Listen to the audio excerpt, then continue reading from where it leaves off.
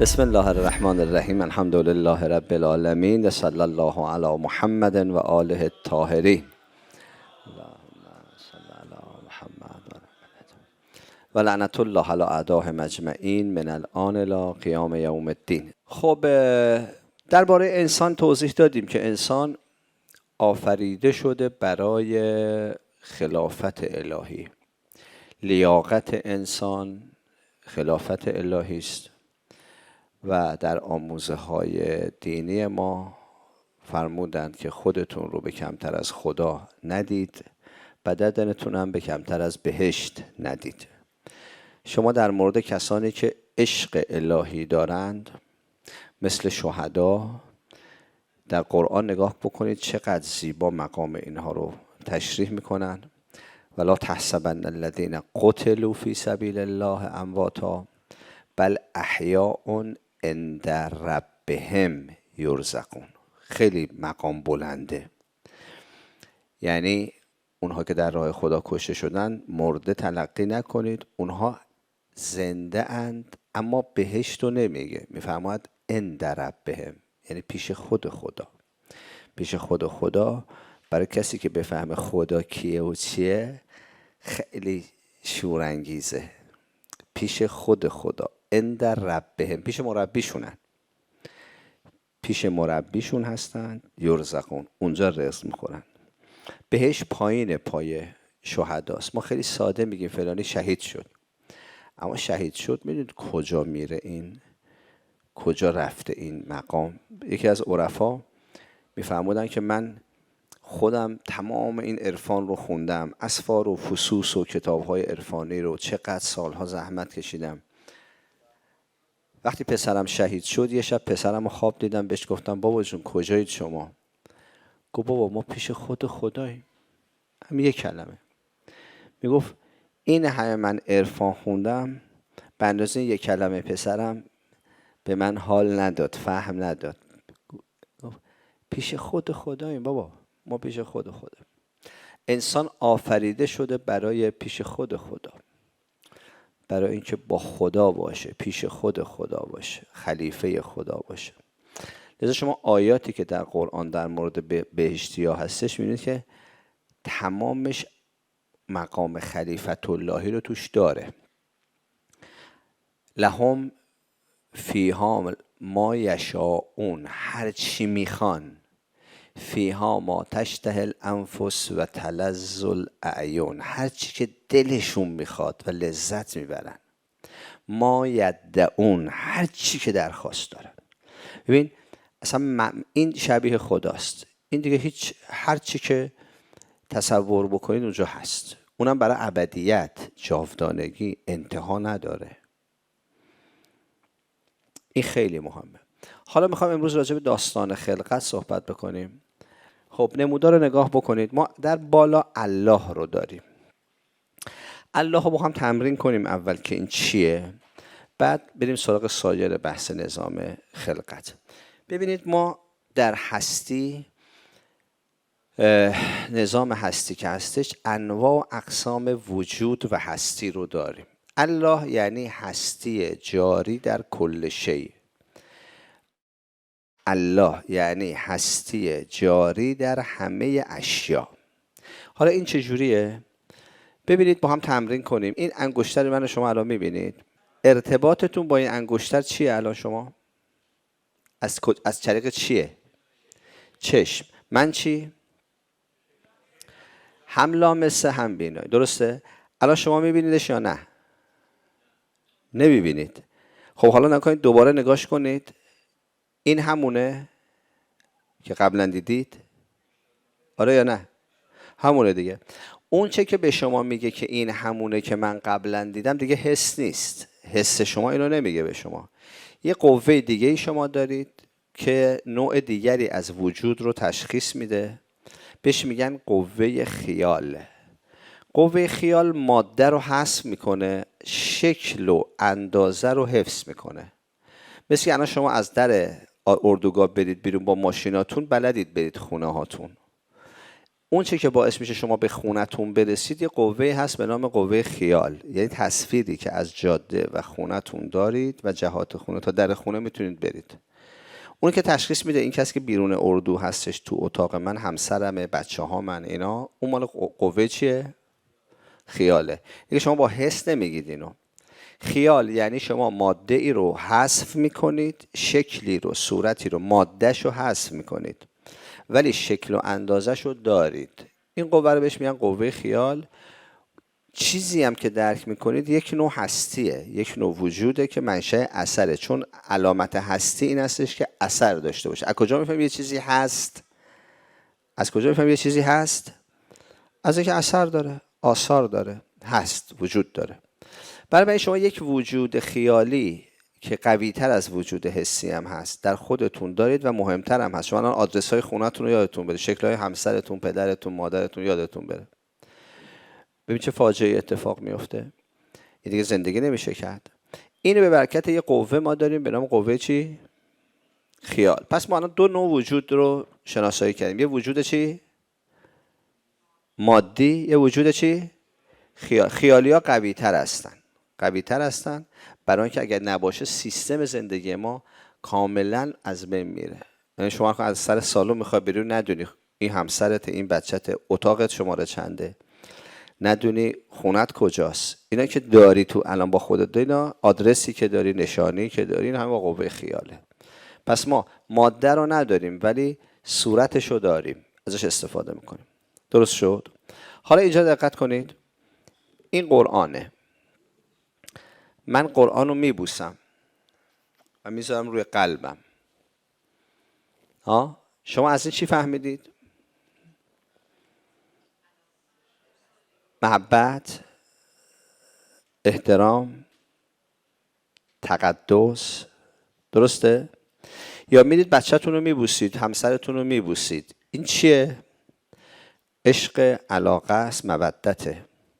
خب این هست واقعیت داره یا واقعیت نداره؟ دروغه. این علاقه واقعیت داره یا دروغه؟ واقعیت داره. شما حاضر جونتون رو به خاطر همسرتون، فرزندتون، کشورتون بدید.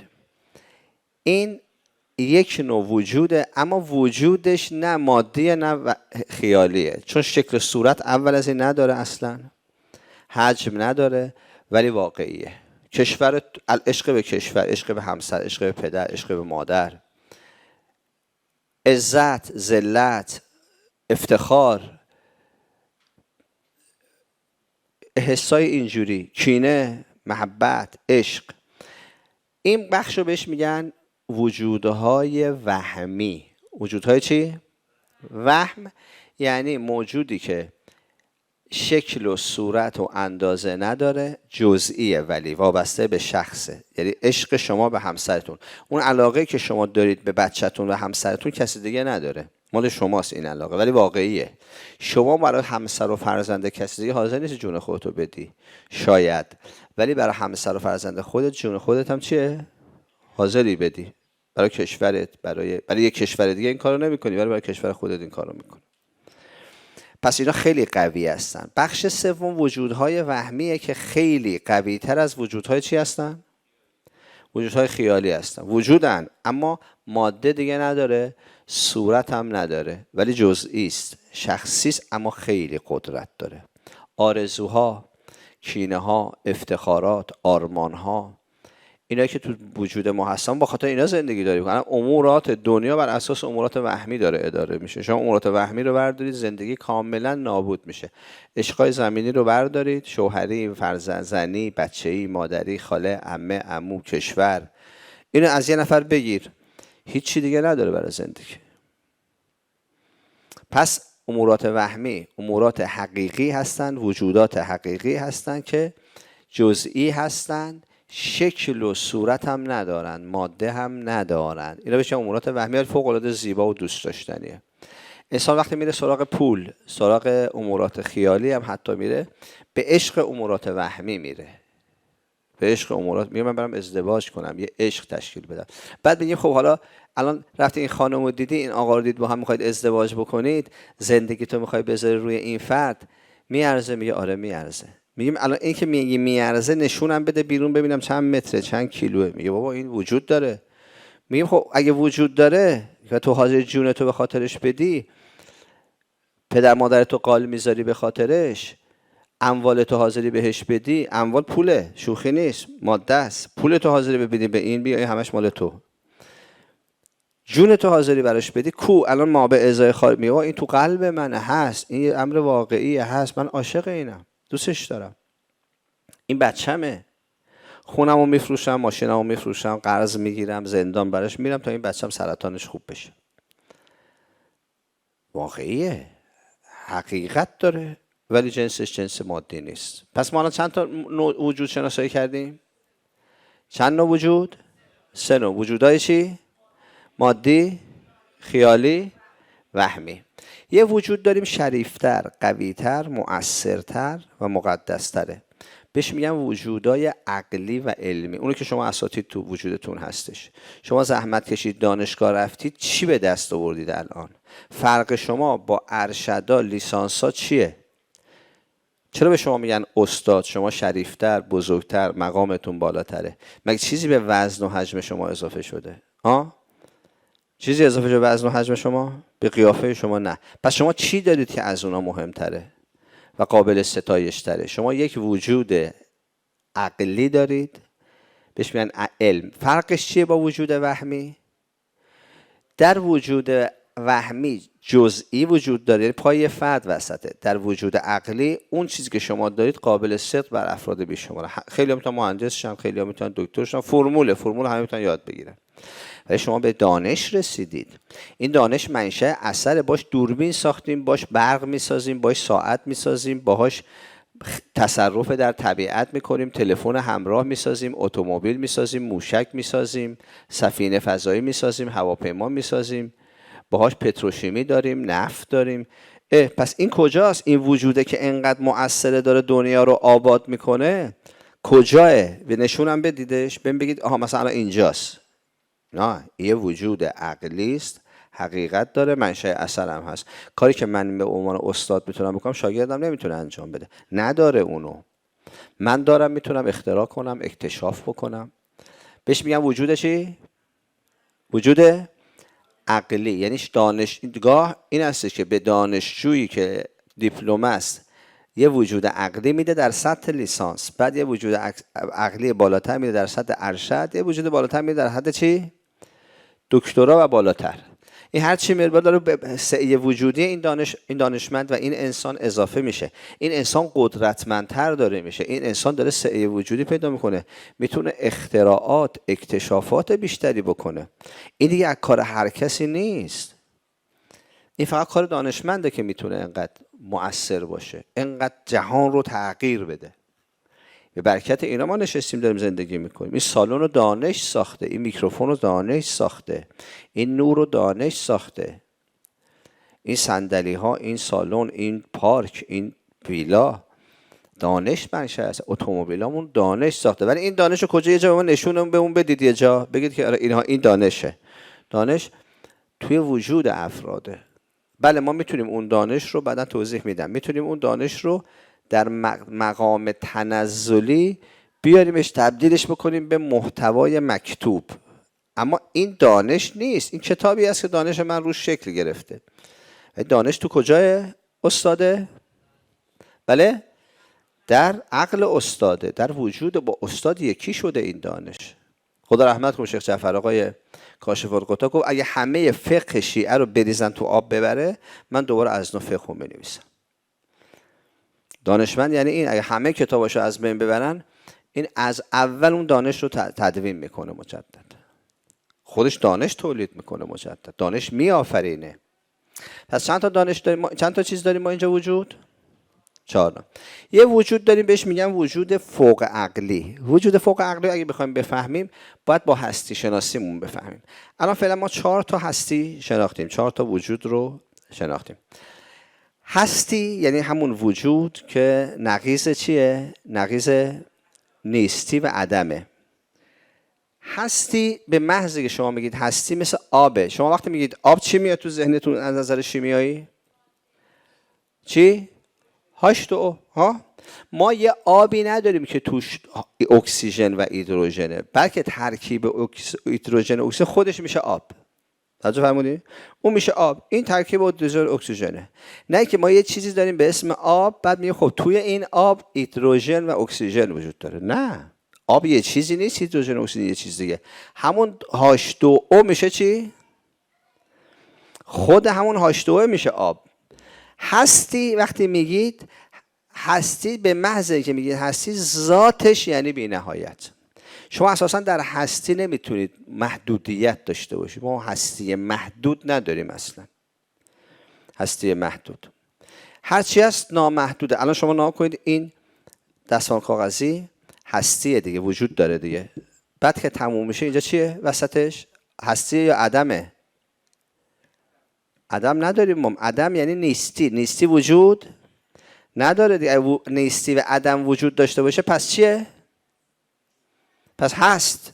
ولی ما میگیم نیستی عدم یعنی اونی که وجود نیست، اونی که نیست. پس ما چیزی به اسم نیستی و عدم نداریم. این یادتون باشه. نیستی و عدم اگر قرار باشه تحققی داشته باشه پس یعنی چی؟ یعنی چی؟ یعنی هست. خواهش میکنم با من راه بیایید. یعنی چی؟ یعنی هست. خب دیگه پس عدم نیستش که. وجود، اینجا وجود حواس، هوا هم وجود داره، ترکیبش هم مشخصه. بعد میرسیم به قرآن. قرآن هم اینجا شروع شد تموم شد. دوباره الان اینجا هستی هست یا نه؟ هست. میره تا اون میزه، از اون میزه میره تا اون بخاری به کولر، از اونجا میره تو دیوار، از اونجا میره. ته نداره. یعنی شما یه جایی نمیرسید که به کران هستی باشه بگیم الان هستی تموم شد، خب از این بعد دیگه که نیستیه. ما اصلا نیستی نداریم.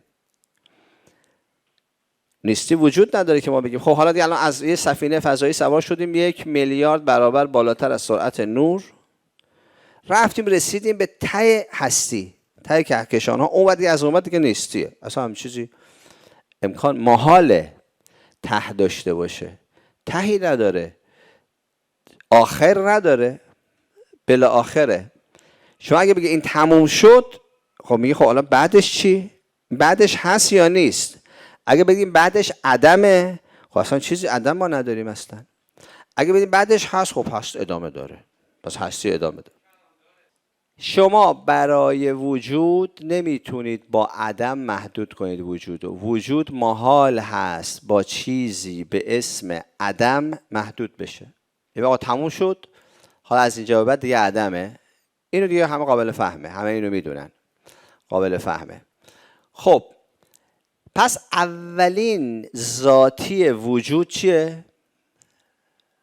اولین ذاتی وجود که میگم نگید وجود مادی ها، من دارم راجع به هستی صحبت میکنم. چه میخواد مادی باشه، چه میخواد خیالی باشه، چه میخواد وهمی باشه، چه میخواد عقلی باشه. هستی در تمام شکل‌های وجودش بی انتهاست، نامحدوده. 2، هستی چون بی نهایته بیش از یکی نیست، شکلاش فقط فرق میکنه. الان شما رو میز نگاه کنید، ما یه دستمال کاغذی داریم، جای دستمال کاغذی داریم، هوا داریم، کاغذ داریم، قرآن داریم، دوباره هوا داریم، ولی اینا همش وجودن. محدود برش توی هست خورده، اما تو خود وجود نه. وجود در همه اشیا هست، جاریه، هست. بنابراین ما یه وجود یه تیکه داریم، وجود 2 تیکه نمیتونیم داشته باشیم. دستمو نگاه کنید، این وجود، اینم وجود، وسطش 2 تا امکان بیشتر نداره. یا باید عدم باشه یا باید وجود باشه. اگه وجوده که خب هواست که 3 تاشون میشن یکی، وجودن، جنسشون وجوده، شکلشون فرق میکنه ولی همشون وجودن، همشون وجود هستن. خب پس یه تیکه از هستی سوراخ نداره. بگیم که یه جاش دیگه نیستی، این وسطش خالیه، جوف نداره، سوراخ نداره، پره. هستی پره، یه تیکه است و یکتاست. و این یکتا بودنه. 2 هم براش قابل تصور نیست. ما نمیتونیم 2 تا هستی تصور کنیم. اگه 2 تا هستی تصور کنیم، خب فرق این 2 تا با هم چیه؟ بالاخره یه چیز باید این 2 تا از هم تفکیک کنه دیگه. اگه اون چیزی که بین این 2 تا قرار داره نیستیه، که خب نیستی نداریم. اگر هستی، خب پس 3 تاشون یکی هستن دیگه. یک هستی، همشون هستن. پس دومین گزینه‌ای که ما تو نفس خودمون برای هستی پیدا میکنیم بعد از بی‌نهایت بودن یکتا بودنه. سومین گزینه‌ای که شما تو نفس خودتون برای هستی پیدا میکنید این هستش که هستی آغاز نداره. یعنی هیچ وقت نبوده ما نیستی داشته باشیم، از نیستی هستی به وجود اومده باشه. اول نداره، بلا اوله. چرا؟ چون اگه قرار باشه نیستی باشه، نیستی چیزی نیستی بخواد منشأ اثر باشه. اگرم قبل از هستی بوده که اینو به وجود داده، خب اونم هستش دیگه، پس هستی بوده. یعنی شما هر چی برگردید عقب به جایی نمیرسید که بگید آقا این هستی یه جایی شروع شده، شروع نشده هیچ جا. هستی ازلی است، اول نداره، خالق نداره، به وجود آورنده هستی نداره. هستی آخر هم نداره، پایان نداره. شما نمی‌رسید به یه جایی بگید پایان هستی است، ابدی است، ازلی است و ابدی. هستی تمام کمالاتی که ما تصور میکنیم، هر کمالی که شما تصور کنید، جمادی، گیاهی، حیوانی، عقلی، هر چی که شما در نظر بگیرید تو دل هستی هست. هستی چون بی نهایت خارج نداره. دقت کنید، هستی محال است که چیزی از هستی خارج بشه. خب از هستی خارج بشه دو تا احتمال بیشتر نداره، یا باید بره توی هستی دیگه که اونم هستش دیگه، هستیه، یا باید بره تو نیستی که ما اصلا نیستی نداریم. محاله بره، عدمی نداریم که میگه از هستی خارج شد رفت تو عدم. عدم اصلا حیثیت و تحققی نداره که شما بخواید بهش بگید که الان این هستی خارج شد رفت توی عدم. پس هستی خارج نداره و چون خارج نداره بی نیاز مطلقه. یعنی خارجی نیست. نیاز یعنی من یه چیزی رو ندارم، بیرون از من هست، میخوام برم تهیهش کنم. شما اساتید محترم هیچ وقت به فکرتون رسیده برید کلاس نهضت سواد آموزی شرکت کنید؟ نه، ما داریم، ما سواد داریم، نمیبینیم سواد باشه. کی توش هوس ایجاد میشه بره نهضت سواد آموزی؟ کسی سواد نداره. ما چیزی رو که داریم تحصیل حاصل محاله. تحصیل حاصل محاله. یعنی اینجوری نیستش که من برم یه چیزی به دست بیارم که دارمش. خب داریش دیگه. نیاز معنا نداره که داریش.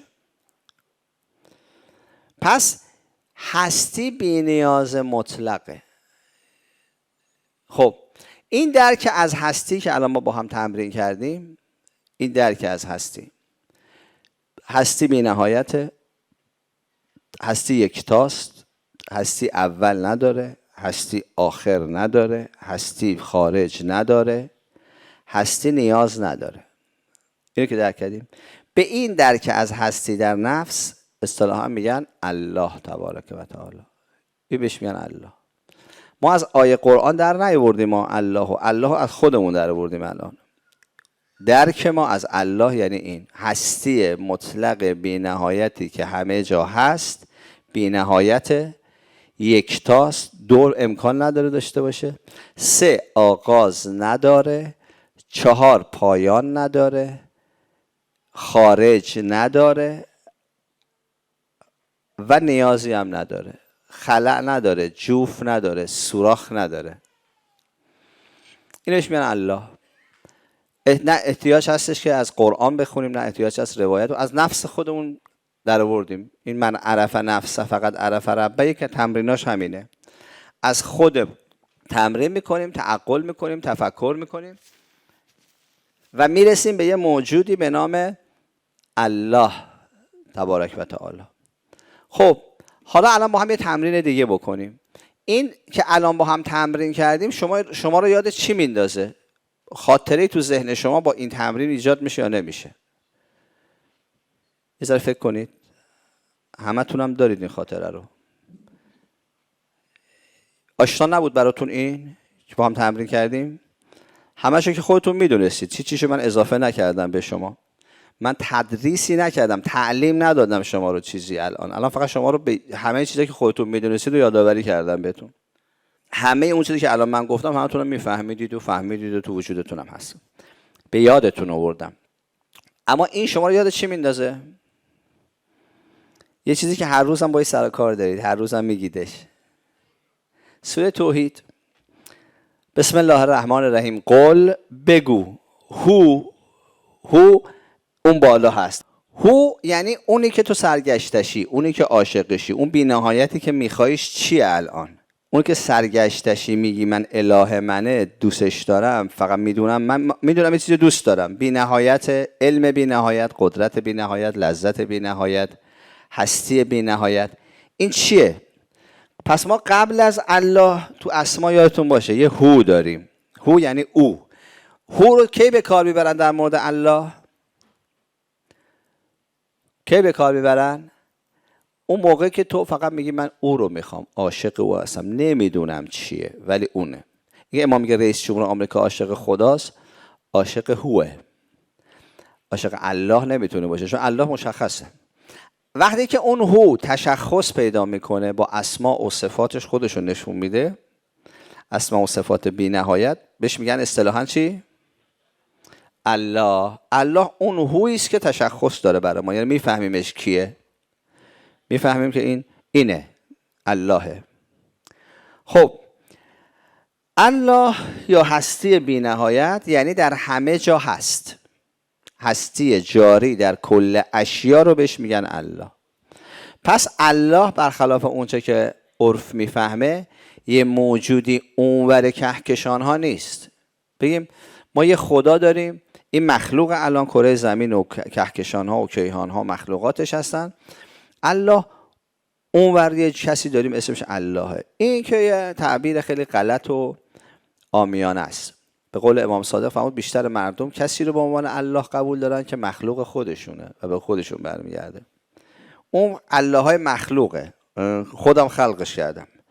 الله حقیقی یعنی هستی جاری در کل شی، جایی که هیچ وقت شما نمیتونید نبینیدش، نمیتونید لمسش نکنید، هیچ جا نیست که نباشه. ان الله به کل شیء محیط.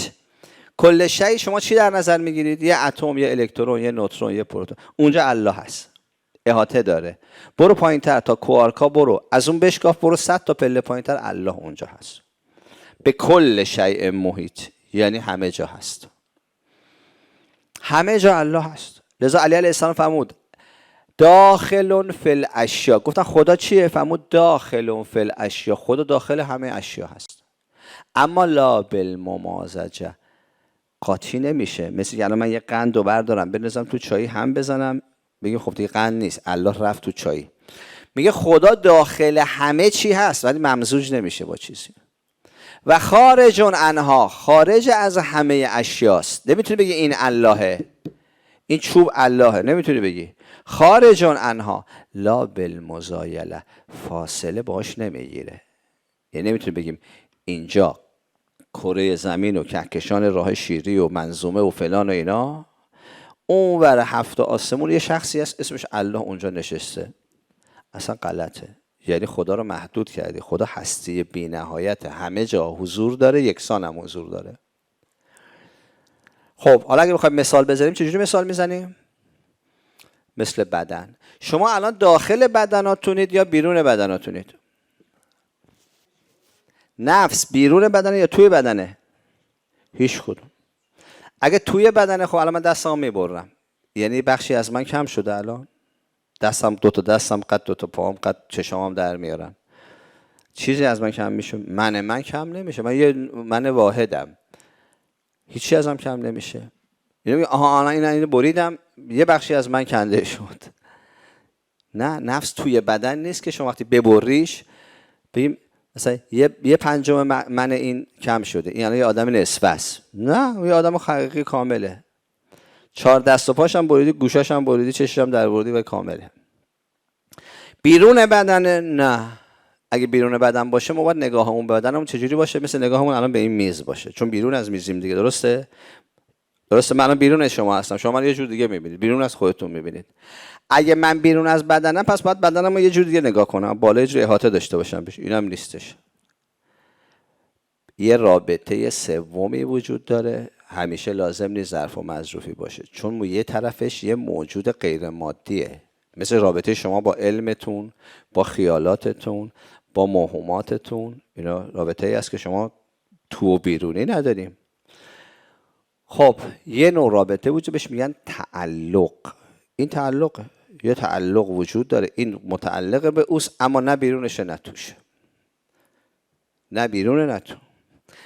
رابطه الله با کل هستی همینطوره. هستی جلوه های خود این الله هستن، نه اینکه خدا اون بالا نشسته بیرون از خودش، چون بیرون از هستی که محاله. گفتیم هستی بیرون نداره، بی نهایته، بیرون نداره.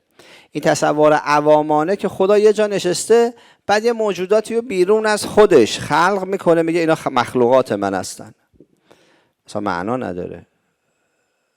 چون شما هستی رو دارید محدود میکنید. خدایی که بیرون از خودش یه چیزی باشه پس محدود، خدا نیست دیگه. اون راسل همینجوری کافر شد. برتراند راسل میگه من سوالم اینه اگه هر چیز رو خدا آفریده، خدا رو کی آفریده؟ اصلا خدا یعنی خدا، فارسیشو دقت کنید، خداه، کسی نیاورددش، خداست. خدا یعنی کسی که نه کسی نیاورددش. خدا یعنی کسی که اول نداره آخر نداره، به این میگن خدا. اگه قبول خدا رو یه کسی به وجود بیاره، خب سوال در مورد چی پیش میومد؟ اون کس، و این تا بی نهایت میره. خدا یعنی کسی که به کسی به وجودش نمیاره. هستی مطلق بی نهایتی است که آغاز نداره. اول بلا اول کان قبله والآخر بلا آخر یکون بعده. تو نهج البلاغه دارید، در دعای امام سجاد هم دارید. اول نداره، بلا اوله، بلا آخر هم هستش. به این میگن چی؟ به این میگن الله. پس الله خارج نداره. پس مخلوقات چی هن؟ مخلوقات ظهورات خودش هستن، جلوه هستن، ظهورن. نمیتونی به این بگین الله، ولی ظهور الله هست، جلوه الله هست، جلوه است. جلوه با ذات فرق داره، این یادتون باشه. تو قرآن اگه نفهمید خیلی از آیات رو دیگه نمیفهمید. بین ذات و جلوه کاملا تفاوته. وجه اصطلاحا به اینا میگن چی؟ تو قرآن به اینا میگن چی؟ وجه الله، یعنی چهره خداست. چهره خدا رو داره بهت نشون میده، ولی چهره غیر از ذاته. الان بنده ایشالله دور بعد که خدمتتون لیاقت پیدا کردم، مشرف شدم خدمت شما، برم مو بکارم، ها میشه دیگه، الان دارم میکارن دیگه، فرصتم هست، بیاد اینجوری بیاد رو شونه ها، درسته؟ گونه هم بکارم، ریشام هم بتراشم، برم چشمام یه جفت چشم عمل بکنم، رنگی بگیرم بزنم، ها گوشامو عمل بکنم، بعد بیام خدمت شما. شما دیگه من نمیشناسید، وجه ندارم. من اون استادی که ما دیدیم این نیست، ولی ذات من که تغییر نکرده. جلوه یه چیز، ذات یه ذات، یعنی میتونه بی نهایت جلوه کنه. ذات بی نهایت. با 100,000 جلوه برون آمدی که من با 100,000 دیده تماشا کنم تو را. پس وقتی میری بیرون، از بیرون از سالن میری، آدمایی که داری میبینی، بچت آدما، همه جلوه های خداوند هستن. یعنی صورتی است که خدا داره خودش رو به تو نشون میده. پس الله رو دقت کنید، ما از این تصور عامیانه بیایم بیرون. همه چیز ظهورات اللهه. داخلون فی الاشیاء لا بالممازجه و خارجون عنها لا بالمزاحمه. قرآن چی میگه راجع به الله؟ اینما تولوا، بگید، فثمه وجه الله. به هر چه که نگاه بکنید وجه خداست. یه بار دیگه بخونم، اینما تولوا فثمه وجه الله. نگاه کنید، حالت من نگاه کنید، به هر چی که نگاه میکنید، صورتتون هر طرف برگه، همه صورتهای خداست. شما دائما با بی نهایت صورت خدا روبرو هستید. میخواد خودشو بهت نشون بده، میخواد خودشو بهت بشناسونه. لذا وقتی که اینو میفهمید، حالا سوالو جواب بدید. این سوالو جواب بدید. افالله شک فاطر السماوات والارض. آیا در خدا میشه شک کرد؟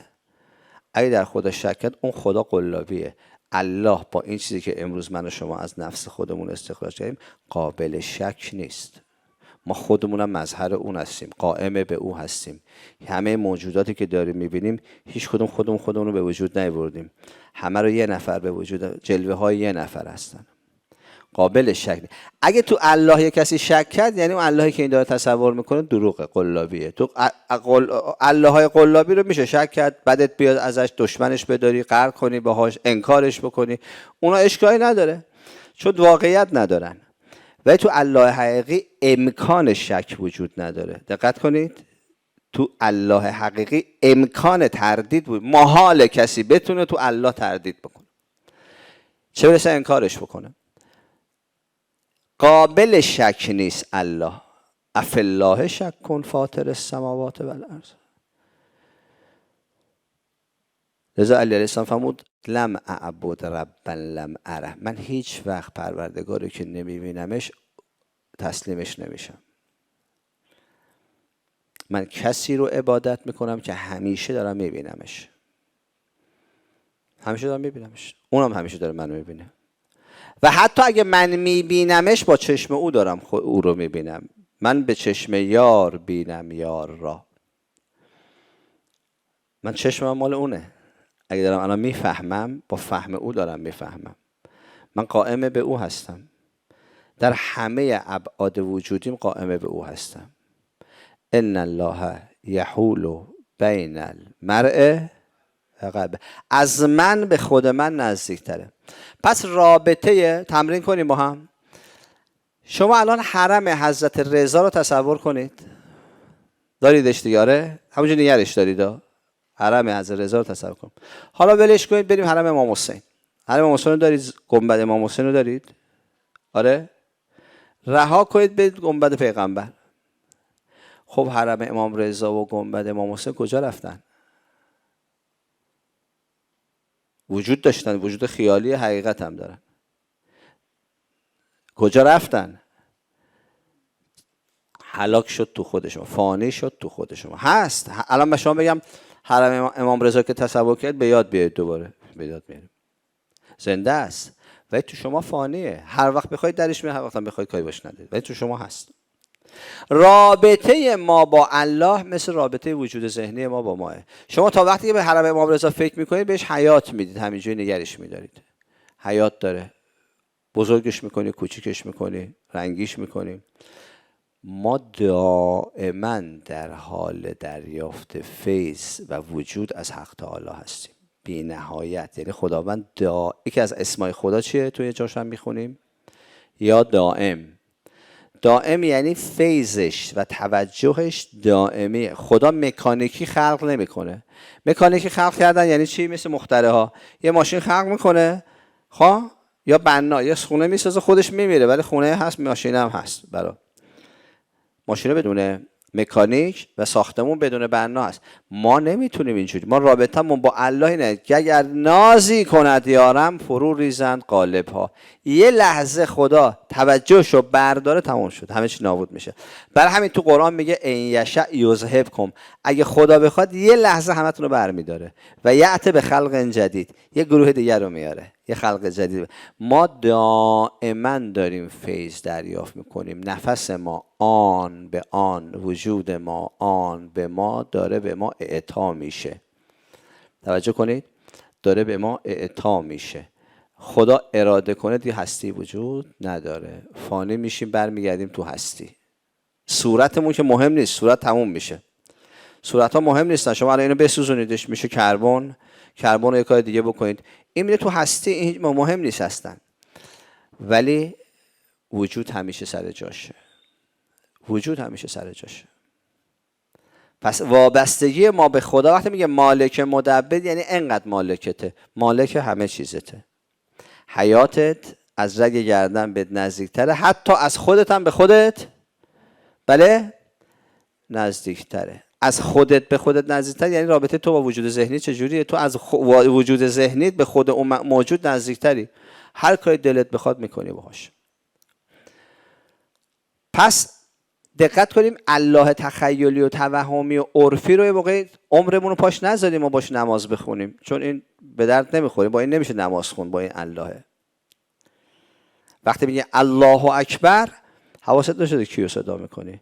اومد خدمت امام صادق علیه السلام گفت الله اکبر. حضرت فرمود یعنی چی؟ عرض کرد آقا یعنی خدا بزرگتر از هر چیزه. حضرت فرمود غیر از خدا چیزی هم وجود داره که خدا از اون بزرگتر باشه؟ و ما غیر از خدا چیزی داریم که بگی ما یه چیزی داریم مثل الله، یه چیزای دیگه از خدا از اون بزرگتره. خب اون چیه؟ و اگه یه چیزی هست در مقابل الله، الله اون نیست دیگه، پس الله محدوده. هستی اون از الله نیامده. حضرت فرمود چیزی نیست غیر از الله که تو میگی خدا از اون بزرگتره. گفت پس آقا الله اکبر یعنی چی؟ فرمود الله اکبر بگو الله اکبر من ان یوصف. خدا بزرگتر از اونی هستش که چیکارش کرد؟ وصفش کنی. چون جلو این شخص وای میسی میگه الله اکبر، جلو این شخص وای میسی میگه بسم الله الرحمن الرحیم، در مقابل این شخص تعظیم میکنی و رب شما در رکوع عظیمه، اما رب شما در سجده دیگه عظیم نیست. چیه؟ اعلاست. اینا رابطه هستی وجودی داره. اینا تو بحثای چیز توضیح دادیم انسان شناسی. شما در رکوع خدا رو میتونید با اسم عظیم صدا، چون تعظیم میکنید در مقابل این هستی بی نهایت. اما وقتی میخوای سر رو پاش بذاری، امام صادق فرمود نماز خوندن سجده سر گذاشتن رو پای خداست، چون تو دیگه فانی میشی تو سجده، هیچ چی دیگه از تو نیست. میگه سبحان ربی. چقدر هم قشنگه و چقدر افتخار داده خدا به ما که اجازه داده ما او رو با کدوم اسم پیدا کنیم؟ رب. بگیم این رب ماست. خیلی افتخار بزرگی است. تو دانشگاه دیدی میگن ما شاگرد استاد فلانی هستیم، من تو فلان دانشگاه درس خوندم. پوز اینو میده. علی علیه السلام فرمود کفا بی عزن ان اکون لک عبدا. خدایا تمام عزت و شرافت من همینه که من فقط از تو دستور میگیرم، عبودیت تو رو دارم، فقط شاگرد تو هستم. ان اکون لک عبدا یعنی من مطیع تو هم دیگه. یعنی من از کسی دیگه فرمول دستورالعمل سبک زندگی نمیام. من فلان سلبریتی دیدم تو مد شده الان توی اینترنت اینجوری میگن اینا ورزشکار، یه ورزشکار، یه هنرپیشه، فلان فیلسوف، فلان شاعر. نه اصلا شأن من این نیست. من کمتر از تو شأنم نیست، کمتر از تو هم مثلا حرف با کسی اصلا اطاعت نمیکنم ازش. ایاک نعبدو. چقدر قشنگه این نماز. ایاک نعبد و ایاک نستعین. من فقط سبک زندگیم و فرمولامو از تو میگیرم و فقط هم عابد تو هستم، فقط هم از تو کمک میگیرم. خیلی قیمت بالاست، خیلی قیمت بالاست. ایاک نعبد و ایاک نستعین. فقط از تو. الله هستی مطلق. این الله در اولین جلوه خودش یه مخلوقی رو آفریده که هیچ فرقی با خودش نداره. تو قرآن اسمشو گذاشته مثل اعلا، یعنی عالی ترین نمونه از خود اللهه. فرق نداره. یه فرق فقط داره. اون فرقش چیه؟ این که این چیه؟ این مخلوقه. این ذات نداره از خودش، در ذات خودش قائم به اللهه. ذات نداره. الله ذات داره، مال خودشه، و این ذات نداره. ولی فرقی در کمالات وجودی با الله نداره. خدا همه کمالات وجودیشو به این شخص داده. به این شخص میگن چی؟ چند تا اصطلاح در قرآن داره. یکی خلیفت الله، یعنی مظهر کامل خدا، همه خدا رو نشون میده. دو، مثل اعلا، یعنی عالی ترین نمونه از تمام کمالات خداست. دیگه تو فارسی بلدید دیگه، میگه مثل. مثل یعنی چی تو فارسی میگیم؟ یعنی چی مثل؟ نمونه. اعلا هم که یعنی عالی ترین دیگه، همتون ببینید. چای اعلا، عسل اعلا، شیره اعلا. اعلا یعنی عالی ترین. عالی ترین نمونه از خدا. اسم دیگه چیه؟ اسم دیگه داره، بهش میگن روح. الروح. یه اسم دیگه داره، بهش میگن قلم، چون باهاش همه مخلوقات نوشته میشن. بهش میگن لوح، چون تو هستی این مسئله اعلا همه چیز آفریده میشه. تو وجود مثل اعلی همه چیز ظهور پیدا میکنه.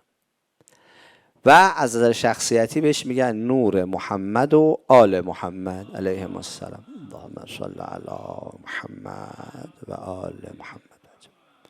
یعنی لذا پیامبر فرمود اول ما خلق الله نوری، اولین چیزی که خدا خلق کرد نوری و نور و اهل بیتی. چند تا روایت داریم. اولین چیزی که خدا آفرید، اولین ظهور خدا، اولین جلوه خدا نور من و اهل بیت من بود که تو جامع کبیره مفصل داریم. در کتاب شریف کافی هم اگه کسی خواست داستان این خلقت این نور و سایر آفرینش ها تا ماده رو از این نور ببینه، اونجا مفصل گزارشش هست. خب اولین مخلوق خدا، اولین ظهور خدا خلیفت اللهه، یعنی جلوه کامل. خدا جلوه ناقص اول نمیکنه. خدا اول جلوه چی میکنه؟ کاملترین جلوه رو میکنه که دیگه از اون بالاتر امکان پذیر نیست. هیچ فاصله بین خدا و اون نیست. ان شاءالله چند روز دیگه ماه رجب که میاد توی زهرا میخونیم روزا در دعای آقا امام زمان وقتی میخواد اهل بیت رو معرفی کنه، اللهم انی اسألک معانی جمیع ما یدعوک بهی ولاتو امرک، اونجا میگید لا فرق بینک و بینها الا انهم عبادک. امام زمان میفرماد هیچ فرقی بین تو و ما وجود نداره و اهل بیت الا ای که اونو بندگان تو هستن، مخلوقای تو هستن. اما تو کمالات دیگه اصلا هیچ فرقی وجود نداره، چون مسئله اعلاست. خدا عالی ترین جلوهش رو آفریده و بعد از عالی ترین جلوه میاد شروع میکنه به خلق بقیه موجودات. نگاه کنید، بعد از اون مرحله میاد عالم جبروت رو خلق میکنه که در چشم اون مقابل هست و عالم ملکوت که عالم مثال و ناسوت. میایم پایین تا ملکوت، میایم پایین میرسیم به عالم ملک که عالم ناسوت که عالم ماده است. همه اینا جلوه یه نفرن، یه نفر هست. این همه نقش می و عکس مخالف که نمود، یک فروغ رخ ساقی است که در جام افتاد. خدا رحمت کنه حافظو. هر چی میبینید جلوه های یه نفره، ظهورات یه شخصه. پس ما یه هستی یه تیکه داریم که شکل دستمو نگاه کنید، مقامات فوق عقلی، عقلی، مثالی، خیالی و حسی و مادی داره. یه نفره که همینجوری جلوه ها و ظهورات مختلف داره تا ماده. تو ماده هم نمیتونی حذفش بکنی. ماده هم قائم به اوست، داخل فی الاشیا. همه جا یه نفر هست. نه اینکه شما بری بالاتر خدای قوی‌تر، پایین خدای ضعیفیه. نه، خدا همه جا یکسان حضور داره اما یکسان ظهور نداره. فرقش اینه. تو اردوهای اسماء الله که حالا ان شاءالله اگه تونستید بیایید خودتون رو برسونید خوبه. ما اونجا میکروسکوپ داریم، تلسکوپ داریم. باید بیایید تمرین کنید استخراج اسم بکنید با میکروسکوپ، با تلسکوپ. خیلی اونجا بحثا و تمرین زیاد داریم که شما باید دوره کار بکنید استخراج اسم از هر مخلوقی بکنید، اسما رو استخراج بکنید. ولی وقتی که میاد رو ماده، اسمی که استخراج میکنید زیاد نمیتونید برید جلو. اما وقتی که میکشید بالاتر خیلی اسم میتونید استخراج کنید. اون جوشن کبیر خیلی مهمه. جوشن کبیر اسمای خودتونه ها، یادتون نره. جوشن کبیر بعضی فکر میکنن فقط اسم خداست، ولی خدا شما رو خلیفت الله آفریده، از روح خودش در تو دمیده. میگه نفخت فیه من روحی، من روح خودم رو دادم به شما. یعنی شما شبیه من میتونید بشید. اصلا اگر ما روح خدا رو نداشته باشیم، بخش فوق عقلی و عشق به بی نهایت معنادار نیست. شما زمانی میتونید بی نهایت رو به طلبی. توضیح طلب بی نهایت یعنی چی؟ یعنی ظرفیت بی نهایت. انسان زمانی ظرفیت بی نهایت داره که یه چیز بی نهایت تو وجود خودش باشه، یه جلوه از بی نهایت رو داشته باشه.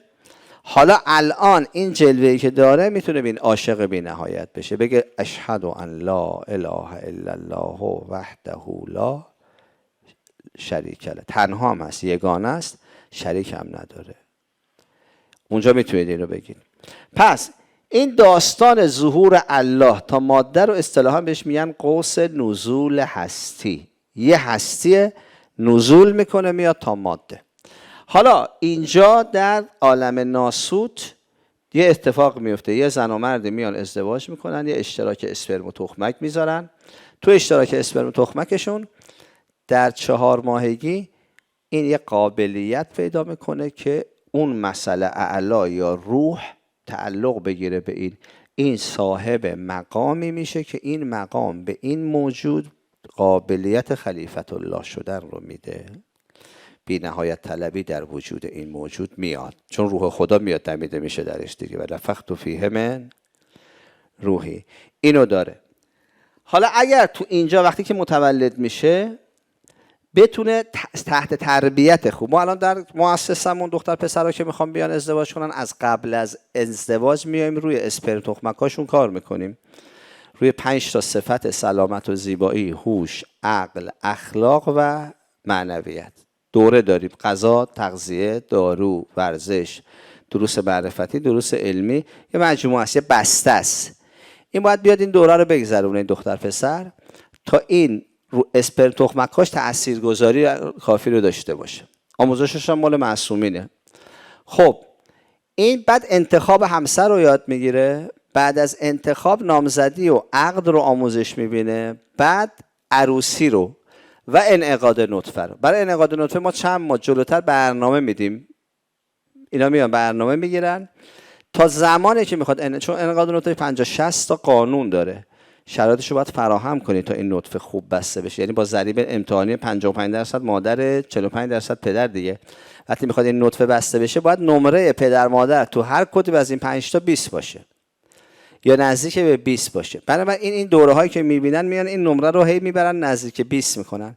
اگر تو شرایط مناسب انعقاد نطفه انجام بشه، با اون شرایطی که اصلا زمانش، ساعتش، پوزیشن آمیزشی، رنگ اتاق، نور اتاق، غذایی که باید قبلش خورده باشه و خیلی چیزا دیگه که اون رو یاد میگیرن، اگر اون آمیزش خوب صورت بگیره، این انعقاد نطفه با ضریب بالای این 5 تا صفت کاملا انجام میشه.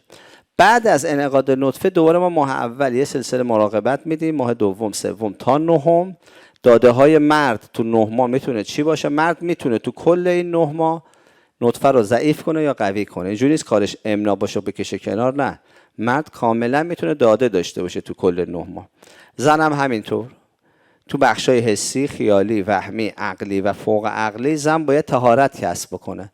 وقتی قدرت طهارت کسب میکنه میده به این بچه تا تولد که پیدا کرد با یه ضریب عالی میاد به دنیا. حالا 7 سال اول یه دوره داره، 7 سال دوم یه دوره، 7 سال سوم یه دوره. پیامبر فرمود 3 تا 7 سال بچه‌هاتون رو مراقبت بکنید، بعد رهاشون کنید، دیگه کاری باشون نداشته باشید. مشکلی که الان تو جامعه مسلمانی ما هست این است که ما جامعه اسلامی نداریم که اینا رو رعایت کنیم. ما برخلاف جامعه اسلامی که اینا رو رعایت می‌کنه، ما در جامعه مسلمانی داریم زندگی می‌کنیم. ما 3 تا 7 سال چیکار می‌کنیم؟ بچه‌ها رو رها می‌کنیم. حالا میگه الان رفت دانشگاه، چرا اینوری شد، چرا رفت دخترم اینجوری شد، چرا اونجوری شد، چرا اصلا خلاف اون چیزی ما فکر می‌کردیم شده. برای اینکه ما باید قبل از انعقاد نطفه سوار می‌شدیم، حواسمون بود این 3 تا 7 سال هم باید مراقبت می‌کردیم، اصلا کاری نداشتیم با اینا. حالا اون یه چیز دیگه شده.